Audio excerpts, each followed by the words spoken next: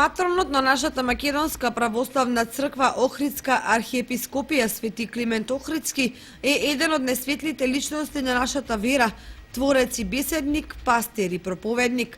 Неговиот пример, создавањето на кирилицата, представува светол пример за тоа како се сака и како се чува идентитетот на еден народ. Повеќе од 11 века Свети Климентовото слово зрачи со својата чудотворност и воедно описменува и облагородува. По повод празникот посветен на Климент Охридски со црковни активности се вклучува и Кочанскиот храм Свети Великомаченик Ѓорги.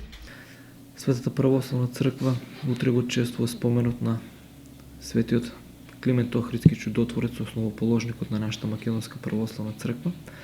По тој повод со почеток во 7 часот ќе се отложи празнична утрена богослужба, додека нели по завршувањето на празничната утрена ќе продолжи со света божествена застолствова литургија. Именно утредента на 8 декември, според некои документи се претпоставува дека токму на овој ден е осветен нашиот храмот во Кочани, посветен на светиот Великомаченик Ѓорги. Па по завршувањето на вечерното богослужение, традиционално како и секоја година, така и оваа ќе биде послужен празничен ручек. За во среда наутро е планирана утрена богослужба на која е најавено присуство на митрополитот Брегалнички Иларион.